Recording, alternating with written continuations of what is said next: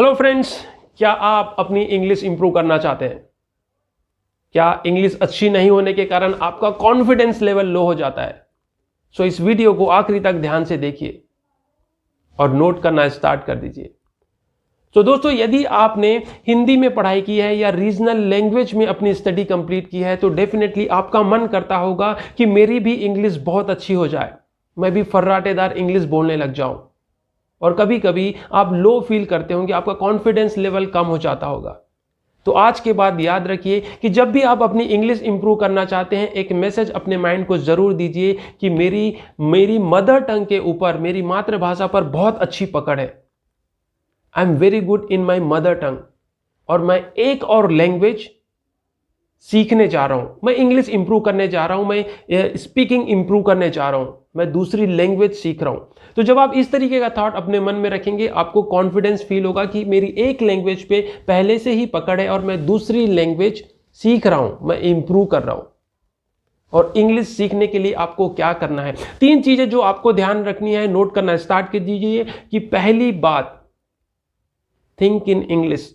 Generally हम लोग क्या होता है, हम हिंदी में सोचते हैं, हम अपनी जो रीजनल लैंग्वेज है हम उसमें सोचते हैं और उसके बाद में हम ट्रांसलेट करके इंग्लिश में बोलते हैं।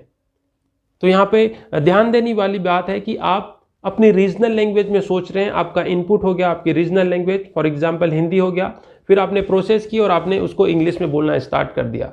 और इसके कारण जो है आपको हेजिटेशन होती है, आप सेंटेंस फ्रेमिंग नहीं कर पाते और इंग्लिश नहीं बोल पाते। तो आज के बाद find out 5 minutes every day. आपको प्रतिदिन 5 मिनट फाइंड आउट करने हैं, अपने समय 5 मिनट निकालना है और आपको इंग्लिश में ही सोचना है। जो भी बुक आपने रीड की सिर्फ इंग्लिश में सोचिए, जो भी आपने मूवी देखी सिर्फ इंग्लिश में सोचिए, जो भी आपने सॉन्ग सुना उसको इंग्लिश में सोचिए। यदि आप किसी से बात करने वाले हैं तो 5 मिनट निकाल के इंग्लिश में सोचिए कि मैं उससे कैसे बात कर रहा हूं।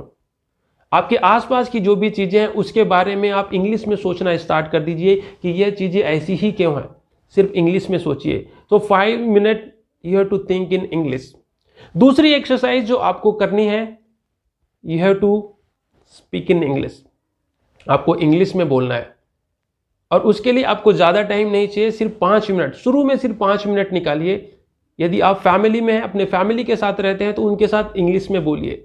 आपको यहां पर चैलेंज क्या आएगा कि मैं इंग्लिश में अच्छा नहीं हूं तो मैं इंग्लिश बोल नहीं सकता, मैं मिस्टेक्स कर रहा हूं। Make lots of mistakes. जितनी मिस्टेक आप कर सकते हैं करिए, जितनी ग्रामेटिकल एरर आप कर सकते हैं करिए, जितनी मिस्टेक आप आर्टिकल्स यूज करने में कर सकते हैं करिए। क्योंकि जब आप 5 मिनट तक कंटिन्यूअसली इंग्लिश में बोलेंगे, आप मिस्टेक्स करेंगे, तो इससे होगा क्या, जो आपका एक रजिस्टेंस है इंग्लिश सीखने को लेके, इंग्लिश बोलने को लेके, वो रजिस्टेंस ब्रेक होगा।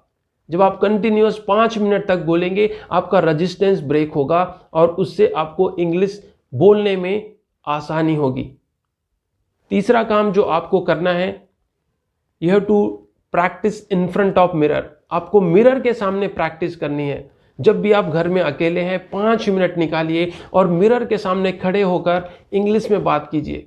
अपने बारे में बात कीजिए, अपनी ड्रेस के बारे में बात कीजिए, आपका दिन कैसा था उसके बारे में बात कीजिए, आपके डिनर में क्या था, आपके लंच में क्या था उसके बारे में बात कीजिए, आपने कितने लोगों से बात की, आप कितने लोगों से मिले उसके बारे में बात कीजिए। जो भी हो सकता है 5 मिनट तक मिरर के सामने आप इंग्लिश में बात कीजिए।